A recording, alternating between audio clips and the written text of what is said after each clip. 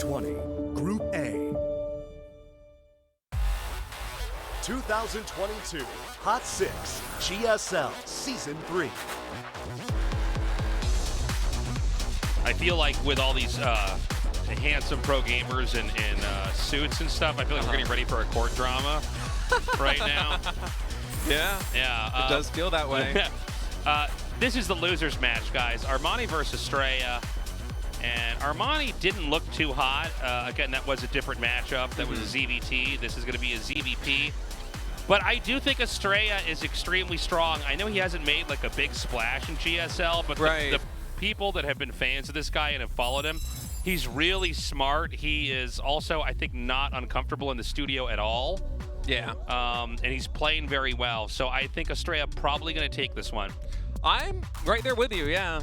I mean, Astrea especially, he's been known for his PvZ for a while. I think it was about 2 years ago that actually Artosis and No Regret back on In Depth went through a big breakdown on his PvZ because it was so good 2 years ago, and it still is good now. One of the things I'm wondering is whether he's going to kind of stick to that slow defensive macro style that he's been known for the past couple of years, or if he's going to start kind of incorporating what we're seeing from players like Hero in the last season. Like, is he going to make any adjustments to his gameplay in that sense? Is he going to continue to just macro it up? Yeah. Because, honestly, the way that Hero's been playing it seems really strong. I'm excited to see what he's got in store for us. Let's go. Let's go. Data C. Data C. And again, guys, the loser, they're out. First player eliminated in Season 3, the last GSL Protoss season of 2022. Guangdong Freaks, Armani.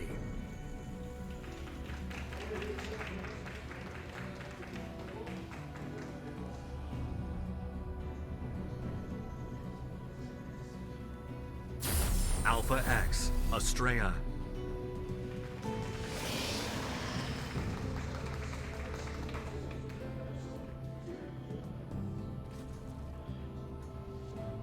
Pylon Scout Gateway opening here for Astrea. Pretty much by the book. As we got Armani going hatch first there on the third. And Armani, one of the more aggressive Zergs in this matchup I've found. Yeah, well, and I do wonder if he's more aggressive in this matchup, not because he's better at other Zergs in that sense, in that style of play, or that he's not confident in longer games. Sometimes you have these players who are super aggro.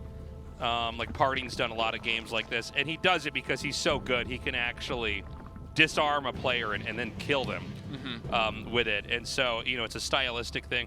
Other times I do feel like it does stem from a bit of an insecurity in having to go into a macro game, because Armani, I feel like, is pretty 50-50 with his aggro. Like, it works sometimes, but it's not that consistent. So let's see what he does this time around. Yeah. So I was wondering, coming into today, just given the way that the group is set up for Astrea, like, if I was trying to see a path to him out of this. Yeah. And it kind of feels like a little bit of a mismatch, both him against ByuN and him against Armani, just because, like, ByuN is so good at kind of picking players apart, that he's good at finding, like, eking out every advantage with every unit, and he has those quirky kind of, like, finesse-based openings, which is, like, tough for a player like Astrea to deal with, who's kind of more of, like, a lower tempo, let me build up my army, let me establish myself on the map kind of guy. Yeah, and Armani is just kind of similar, you know? I agree. The other thing, too, though, is that we may see Astrea have made some micro adjustments into his play with what Hero's done. I do think it's undeniable that that Hero win, being as rare as something like that is, especially in a GSL, that all Protoss players in the world haven't made, you know, opened up the dashboard and tuned the dials a little bit. Right. So maybe, I mean, even in that game that he had against Hero, it did seem like Astrea was a very active player. I know PvP is a different matchup and has different parameters, but maybe he will be a little bit more active this time around. You were talking about when No Regret and Artosis were talking on In Depth about Astrea's play, but I feel like, wasn't that when he was doing more Sky Toss stuff then? Yeah, that was about 2 years ago when Sky Toss was a little more meta, where you would just kind of like play on 3 bases with a lot of air, but that's not really been the case so much here in this patch. We do see him opening Stargate. Now, one thing that Astrea does like to do quite a bit is either open Oracle or Void Ray into a fast third base, and then kind of switch off the Sky Toss from there and go into something like Zealot, Archon, Immortal. So we'll see if that's the path that he chooses to take. But one of the things that I'm really keen on seeing from him is exactly what tempo he's going to be playing there on the map. Because again, going back to Hero last season, with his PvZ play just absolutely consuming the map, keeping up in bases with Zerg, it was really refreshing to watch and also seemed very effective. So you have to think that a lot of Protoss players coming into this season, I mean, we had like a short break from the previous season of GSL. You got to think that they've been analyzing those games. They've been breaking down the build orders and the nuances and trying to kind of solve that puzzle for themselves. So really an exciting area here for Protoss in GSL Season 3. It's going to be a great way to finish out the year. Yeah, it is going to be fun. And, you know, with Protoss kind of getting this, I guess, this growth spurt and understanding, you know, how far can they take that and what new kind of ideas and games are we going to have here. So it's going to be a third base steadily coming along here. It doesn't appear that either side has any ability to do any real damage to each other. Right. And so this is probably just going to be a slow game. Astrea just adding some gateways, adding the Twilight Council. Interested in seeing whether he decides to go for Blink to try and kind of shark around on the map a little bit, as we've seen Hero done previously in the last GSL, or if he's going to go back to his kind of, you know, bread and butter, the charge lot, Immortal Archon. And it will be Blink, okay, so perhaps an adjustment. Yeah, I mean, let's see. I mean, oh, look, already stated, this kind of sizing up to look a little bit like what Hero did, right? Yeah. The Oracle's roaming. Hopefully he doesn't lose any, because I do think it's important to keep as many around as possible. Fantastic, actually. And then the Stalkers coming, and the Forge as well. All this kind of points to that potentially quick fourth base into really heavy pressure onto the Zerg. I'm liking this a lot. Picked up 4 more drone kills. You know what's funny about this style, if it is going to be that, is like it looks so simple when people do it. Right. And like the unit mixture isn't that complicated either, which is like, I don't know, you know, there is something to RTS where you start to simplify the game, you know, and it's like, well, you know, Stalkers always trade well, especially with Blink, and Oracles can always spot and, you know, and assist if you get cornered by Lings, and, you know, for so long we were watching people get Immortals and then Colossi, you know, and eventually fill up the tech, where this seems to be kind of the way as of now. Yeah, and I really like it too. I mean, I like the shift in the meta. Just the games are so much more action-packed. Yeah. It's so much more territorial control. There's so much more violence, you know. It's not like one player just building up a bunch of Sky Toss and then Zerg getting Vipers and killing them. Dude, I'll tell you, man, it was hard for me as a caster when everybody was going Sky Toss. It was just very dull games. Yeah, hard for me as a fan too, as we see Armani trying to find something. He will get confirmation there on the 4th base, and we'll also stop this Stasis Ward from causing too much trouble there in the main. As Astrea's playing this really clean so far. I love it. Getting +1 ground weapons as well. The 2nd Forge, taking that 4th base, going in Templar Archives. Looking really good. This activity, I mean, even if he's not able to get a lot with the Stasis Wards, this is just annoying for the Zerg to deal with, you know? It's kind of an APM tax on him, and also pulling the drones away from the mineral line also costs minerals. I mean, a drone harvests about 50 minerals or so a minute. Look at that, man. Yeah. The big wall of 5 gates. So this is going to be full-on Hero style. I like it. I love it. I want to see more of this. It's really fun to watch. And yeah, and I love that the gateways are there. It just makes this big barricade. Like, I don't have time for your counterattacks. Yeah. And so this is going to ramp up pretty quickly. Now, to be honest, I feel like we never saw anybody really deal with this style and stop it in GSL. But also at the same time, it was really only Hero that was doing it. Yeah, it was like Hero ran away with the show with it. And honestly, I mean, from when I was casting, that was the big narrative I was selling, was like, okay, he's changing this matchup, and then he ended up just dumpstering Mario, you know, in the finals. And so I want to see what Zergs are supposed to do against this. And I kind of like seeing Zergs on their toes right now with, you know, now you guys got to figure out how to do this. It's not just Protoss is passively playing while Zergs take the whole map and get death balls. Yeah, it's a reason why for a long time we had a period of very strong Zerg dominance in StarCraft 2, is because, I mean, when patches became less frequent, I mean, patches were always what shook it up for the Zerg, you know, where they have to learn all the new timings, the drone counts, how to stop different pushes, and that kind of thing. Yeah. And then when that stopped happening, Zergs kind of solved a lot of the game.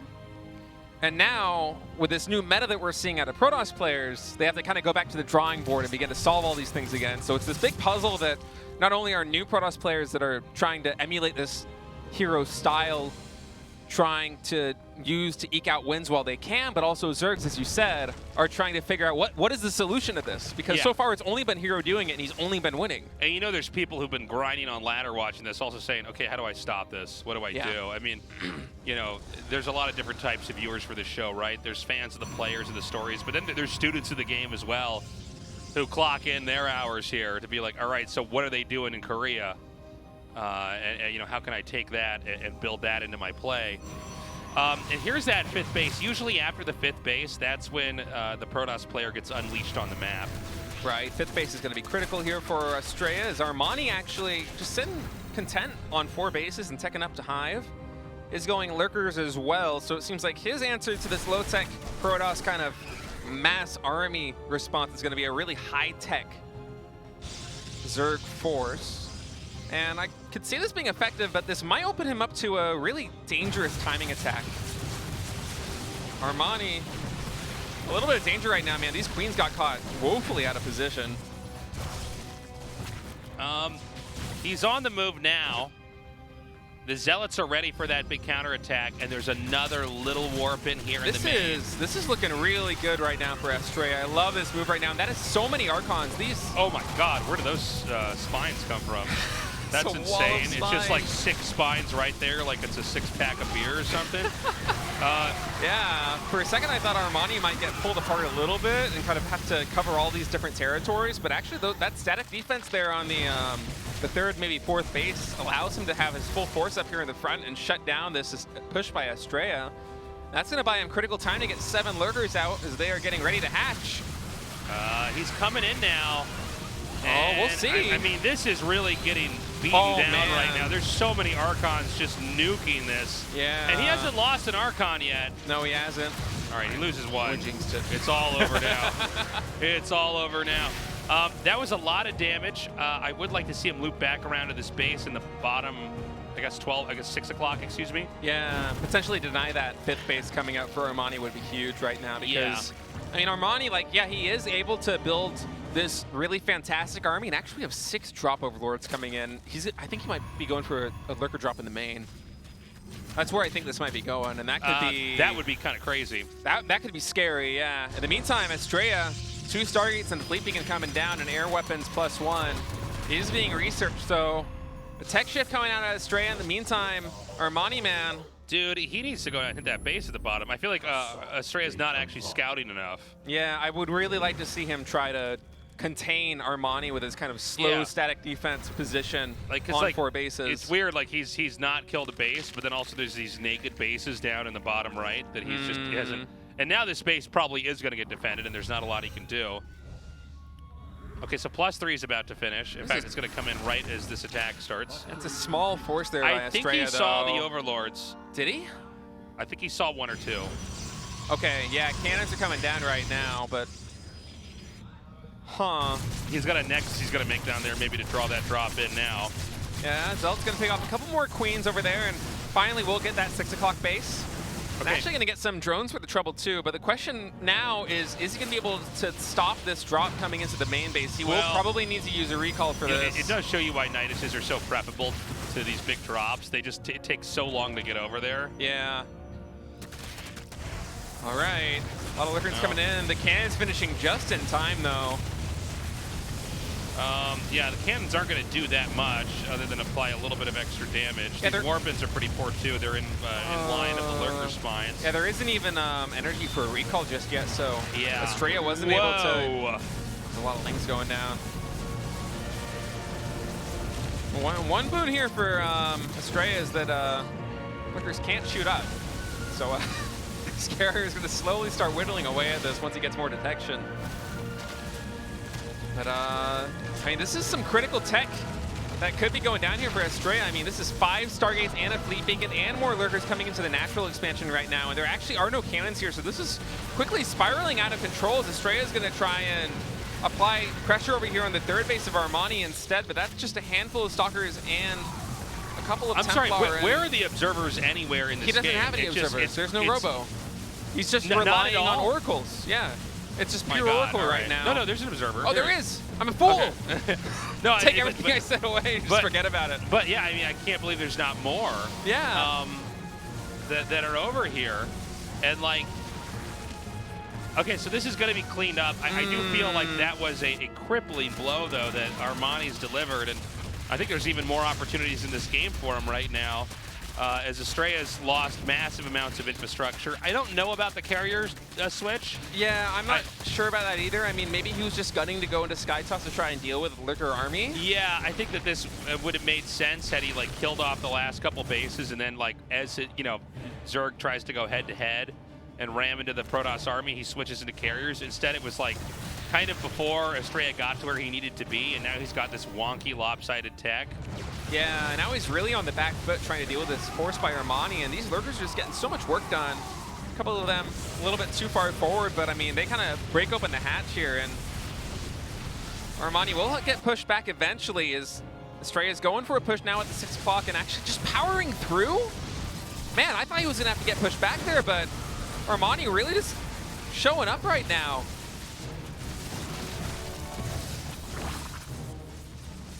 And, I mean, where is Armani at as far as funding going? I mean, these 2 bases that he's kind of stayed on his 4 base, they're going to mine out soon, right? I mean, this is almost 15 minutes into this game. That is true. He's still on those 4 bases. I mean, that 6 o'clock attack was really good there for Astrea, but at the same time, he is also shutting down the economy for Astrea just a little bit. I mean, well, if he gets this base, that's going to be pretty huge. Although I see, like, what, yeah, just Archons and Templars? Like, that's probably never going to work. Close, though. Oh, man, 1 Templar here could have been huge. Yeah. I think Armani's probably going to close this game out. And it's funny because I feel like Astrea had a better opening, but didn't really deliver the final few steps. It is funny to see other people that are not hero try to use this style and then see where things go wrong. The drop really caught him off guard. Yeah. Which is weird. Not having energy for a recall on the main base was kind of the nail in the coffin there. Because he needed to get that to be able to secure that position and stop the Lurkers from advancing using the detection from the Oracles and from the cannons, but instead lost so much tempo. I mean, 5 Stargates going down and the Fleet Beacon, and he's slowly trying to rebuild this army, but yeah, it's looking more and more like GG. Yeah, these Hydras are going to be thinned out here. The Lurkers can be killed if they can't escape. But this is an uphill battle. I mean, for sure. 47 probes. This is like the only fully saturated base here for Astrea is all the way in the top left, and not a lot of probes there, and this base will probably be going down sooner rather than later. Yeah, it looks like it's going to go down right now. I mean, the probe just getting wiped. Yeah. Just a slow death here for Astrea, man. I don't know about the carrier switch. I just don't know about it. I feel like you're on 5 bases, you've got him on 4 to 5. All you had to do was kind of keep your advantage and then make, you know, I think a lot of Protosses have not gotten used to this, is when you can actually now get a massive lead in the matchup and make it their problem. You know, it's not like, okay, well, you know, you don't need to tech into carriers. We kind of solved that. Maybe I'm wrong. I don't know. I might be getting too judgy here, but Armani 100% going to close this game out. GG, Armani takes it 1-0. That was a close game, though, man. I really thought Astrea had the advantage. Yeah. I mean, Armani was kind of contained on 4 bases, but again, Astrea just caught off guard, perhaps, by that drop in the main base. It really took the wind out of his sails, and he wasn't able to recover. I mean, when you're going for a big tech switch like that, that's so much resource invested in not only the 5 carriers, but the Stargates and the Fleet Beacon. You're losing your main Nexus. All that money you spent on Static D was for naught because it just got completely wiped out, and Armani was able to ride that momentum shift into a really clean victory there, just kind of mopping Astrea up on the top side of the map. Yeah. Frustrating moment here for Astrea. Again, I think he could have had that had he had a little bit of a better sexton in the late game on how to navigate that shift to where it needed to go. We're going to go to Cosmic Sapphire for map 2. And let's see what Astrea wants to do. It seems like Armani really powered through that pressure, stayed patient, stayed on top of his game, got the drop, got the counterattacks in. Yeah. And even though it was rocky at the start, he managed to will his way through it. We'll see as we're getting ready to get this game underway. Astrea needs to win this next match or he is going to be out in the round of 20. A lot on the line right now. Yeah, he'll be the first player out in the round of 20. Rough way to go down here. And if we do have an Astrea win, it's going to be Waterfall here for map 3. Anyways, guys, map 2 has loaded up. Let's go.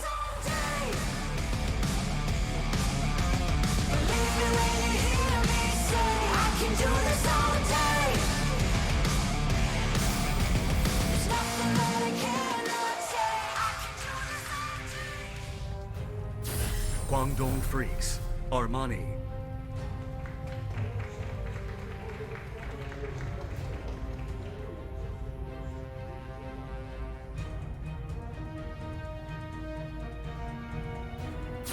Alpha X, Astrea. I want to go back really quick to what you said about the carrier transition. Yeah. Because the more that I think about it, the more that I think you're right. Where, I mean, Armani, he's playing this really kind of slow style where his army is powerful, but again, it's mostly lurkers, it's some hydras. Yeah. It's not very mobile. He's relying on static defense in a defensive position to kind of take any fight favorably. And if you're Astrea right there, I mean, he was ahead on bases, he had the gateway count. If he was able to continue the pressure and just contain the Zerg there on 4 bases, eventually he's going to mine out. And yeah, your army won't be as nuanced as the Zerg's army is, but even if you take a slightly less than favorable trade, I mean, you're going to have the bank to be able to clean it up. We've seen Hero do this time and time again, even like PVT, PVZ, when he plays this macro style, he will just throw money at the problem. Well, and I think as well, like, you know, when you go for carriers, they don't show up immediately. There's all this time that's lost as the carriers are being made, and then, you know, interceptors have to come out as well. And it's like, you know, I don't know if this is the right style to be using in the modern era. Again, I could be wrong, but it seems like what happened was Astrea got to where he needed to be, and then just teched into something that was that allowed the Zerg to get back into the game, get control of this. Where I think it would have been better to trade out. I think he should have been scouting for that bottom base, which was just being taken without any defense there. He could have just ran over there and killed that and then ran back away and kept sharking around the map. Yeah. It's tough, though, because at the same time, I mean, if you do let Zerg kind of get up a Deathball army, and if somehow they are able to secure that 5th base, then things might kind of fall apart if your tech isn't able to keep up with them. Yeah. So it's kind of a delicate balance, right? I mean, a lot of the games that we saw Hero play in PvZ, the Zerg players were also playing more kind of aggressive styles. They weren't really going super fast up the tech tree as we saw Armani do with a 4-base hive, 4-base lurkers, really fast lurker upgrade. I mean, it's tough. I mean, this is still something that's very new here in StarCraft 2, as this new PvZ meta is kind of being figured out as Hero just kind of paved the way there in the last season, and now we see Zerg players like Armani trying to find new solutions to solve that problem, which are then, I mean, then the new Protoss players that are trying to deal with this are also having to keep pace with like, okay, well, the Zerg is making these adjustments, how do I adjust for that? And it's this really awkward stage in the meta where everyone is just kind of trying to figure everything out. Yeah, well, also, it's it kind of shows you why other players weren't able to do what Hero was doing, right? Is that, like, at least in that last game, Astrea, in his head, he's like, yeah, but we got to get carriers, right? Yeah. Like, he got all the way there, and then, you know, and it is kind of a weird thing. Like, you know, Zerg, you know, you can get to a certain point where you're doing very well, but you probably can't attack into the Zerg anymore, and there's no way to get your army into their main. Like, you don't have, like, a Nidus or... You know, you're already maxed out. You can't like warp stuff in there. You can build a mothership and do a mass recall. Yeah, you can do a mass recall. That's, but you know, you can't really take the game to where you want it to be. And I think that's when he started to go for the carriers. Is it's like, no, but you're ahead now. Just double expand, make even more gateways. It does feel awkward though. I mean, if you're not, when you're playing with a low tech army and you're not able to trade, it does feel awkward. It feels like you are kind of on the clock. But think about that drop that was picked up, right? I mean, you, like make the drop and then just recall into the main and kill that and go back out and remake. I think. I'm wondering if he actually did see that though, because it was right on the like the. I know we saw it, but I mean, just because it blipped on his mini map didn't mean that his mind and he didn't internalize it and make it a thing to react to, because it did seem. Well, no, he did make all the cannons though, right? But at the same time, maybe he's making those cannons just because he's anticipating something like this being a threat. I feel like if he was aware of this, he would have had more defense there, because again, like his top left army stayed on the top left side of the map. Yeah. And his bottom army, he pressured the 6 o'clock base, but it didn't seem like he had anything. He had no units in his main, so I don't know. Maybe just caught a little bit off guard there. Maybe a little bit slow on the preparation, and then of course being down with not enough energy to recall is just kind of unfortunate. And again, like what we're seeing out of Astrea, going up to 3 bases, kind of mirroring the build that we had last game. Some nice oracles to start things off, and then adding gateways, adding blink, getting that forge up, and we'll see if Armani goes for the same high-tech style that we saw him play in a previous match. But, I mean, who's to say? Once you're up a map like this, maybe you get in the Protoss' head a little bit, where they might have to make some adjustments, like, oh, I got to find some other way of dealing with this high-tech style. This low-tech style isn't cutting it. Sure, yeah. And then maybe the you guy come in with out a of it. Roach Ravager Ling timing or something like that. I mean, Could be. I mean, I thought we were talking earlier, even before the show started, that we thought he was going to have some faster games, right? yeah. But so far, it hasn't really been the case. He's been pretty reactive overall. And so, again, this is all looking literally almost exactly like the way that Game 1 opened up with Stalkers and Observers. I'm sorry, not Observers, Oracles, excuse me, out on the map. I like the synergy, too. I mean, having the Oracles like this allows the Protoss player to really move across the map and deny creep before Blink is up. Yeah, it's a way that, you know, you can always fight and trade efficiently, because it's just really hard, especially with Blink, for them to ever catch the Stalkers unless you go mass lings. But then, of course, the Oracles kill the mass lings. And like you said, you can kill creep tumors and all that. So it's just like, it's a smart way to approach the game. Kind of like we see with these Terrans that get, you know, 2 medevacs of Marines and start to roam and kill creep tumors. A lot of the same ideas at play. ByuN did that fantastically in Game 2 against Armani today. Yeah. And wow, we actually have a... So this is going to be one of those fast attacks. Oh, State, you were right. Now, a couple thoughts here. It looks like he wants to hit this base at 6 o'clock. If he unpowers all those gateways, he may just win this, okay? Yeah, the gateways will make defense kind of tricky, because it might be a little bit more difficult for Astrea to get a full concave up on that right side. You see those 2 gateways there by the... 3 gateways, actually, by that gas geyser. Kind of limit the surface area where the Protoss player can get an arc, and I believe we do have Queens and these Overlords. He shot down 1 Overlord. 1 to get sniped, but man, that's a lot of Roaches, that's a lot of Ravagers, and I don't know if Astrea is going to have the unit count to deal with this. Only 18 Stalkers right now on the map. But man, I'm liking this overcharge right now. Yeah, it's pretty wild. Armani's not really able to clean up. He's not really killing a lot of the critical units right here for Astrea. He does unpower the gateways, but I think the Stalker ball... He might have overcommitted on that pylon there. Yeah, I think he might have. I mean, the shield so overcharge... many Stalkers, man. The shield overcharge defending that pylon was fantastic, and Astrea with some beautiful, beautiful micro. Look at this concave he has set up. I mean, it's still really close, but it looks like he might have a defense here. Yeah, well, he's slowly chewing his way through this, isn't he? We're seeing the Roach Ravager try to come down from the bottom.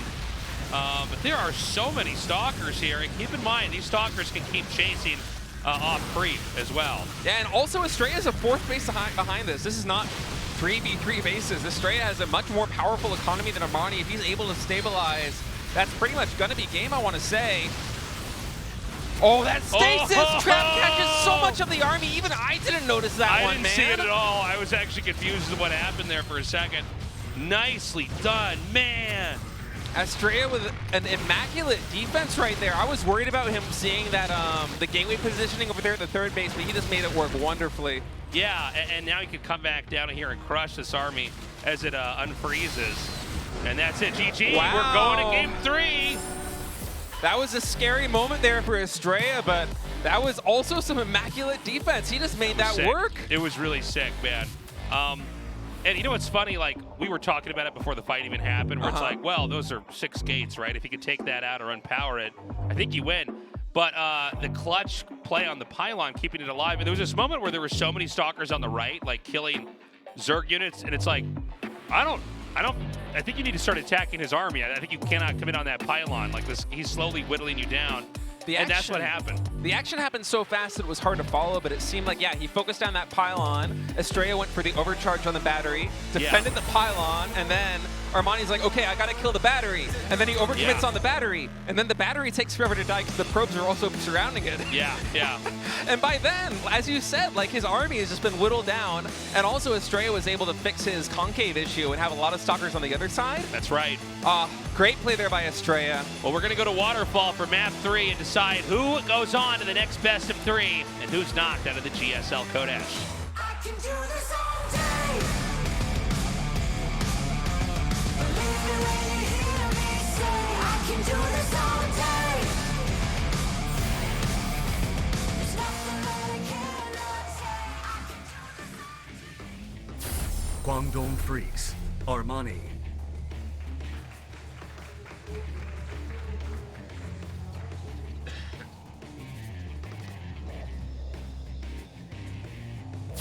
Alpha X, Astrea.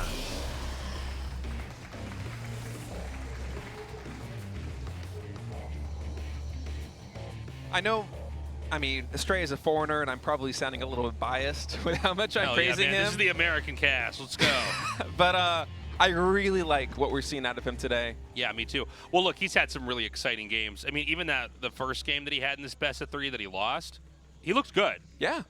This guy almost beat Hero. Ooh, this is beautiful. This reminds me of Warcraft 3. Oh, this is Look gorgeous. at this nice little path over here. We could fish here, State. There's butterflies?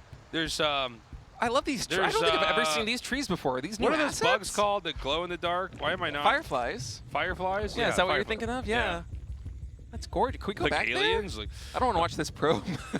this is a very nice map. Yeah, this is the first time I'm seeing it, and it's just lovely, man. Look at the little plants. We could pick flowers here. Looks like a biome in like We Elden could Ring cut or down something, that tree man. for Christmas over there. That's great. That's a nice Christmas That's a tree. nice Christmas tree, man. Yeah, look at these beautiful rock formations too, man. This looks landscape. This is very, very. You vacation on this map. You don't Yeah. play on it. Wow.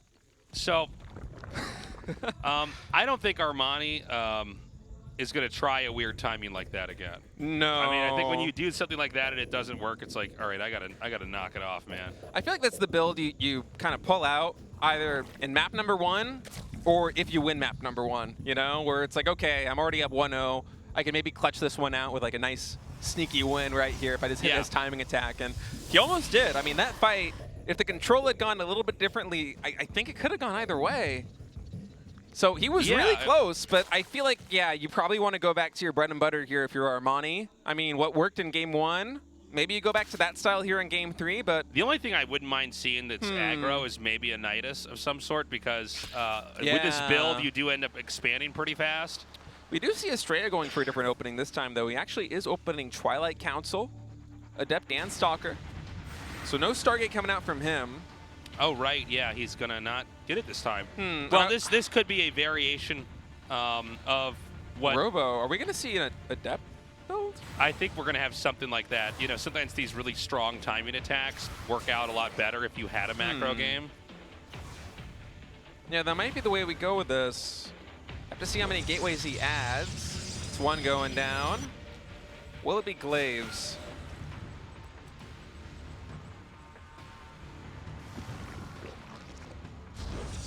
Okay.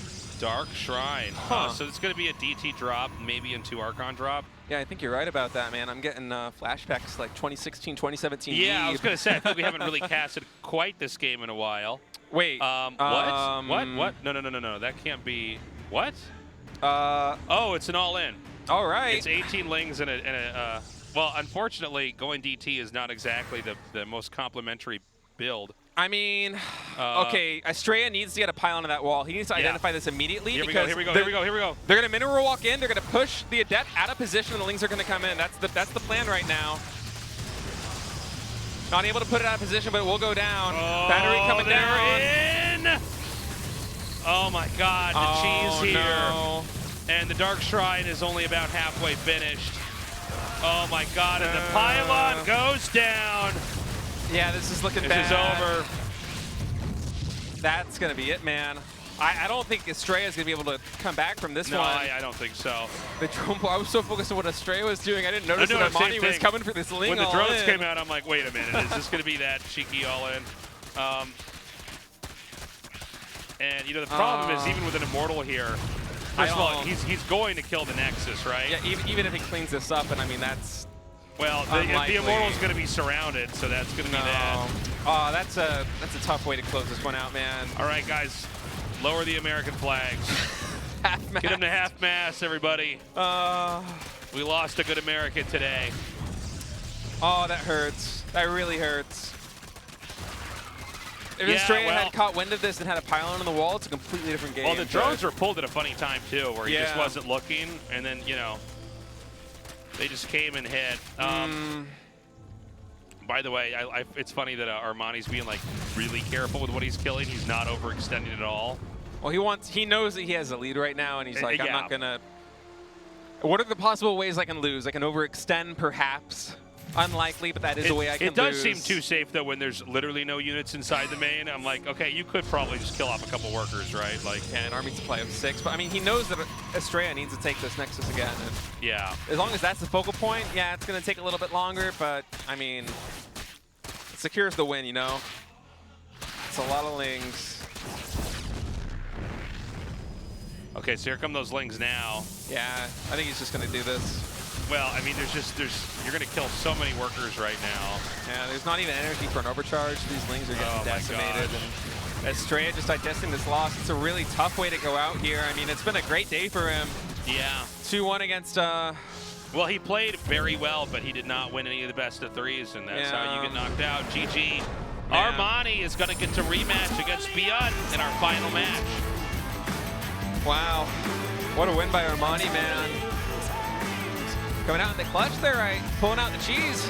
Yeah, man. Well, you got to do what you got to do, right? Yeah. That get it. caught me by off guard a lot. I was so focused on what Astrea was doing. I feel Oh, bad same, for the same. viewers at home because I didn't catch that at all. They don't get my sympathy. No, I was like, what? Yeah, we've been so caught up in this PvZ meta, right? Yeah. And like all these weird ways to play, but then, yeah, you could just drone ling all in. Getting ahead of And, ourselves. you know, win in the blink of an eye. Man. Guys, we're going to go to a break. When we come back, the final best of 3 in Group A of the GSL Codas. Stick around.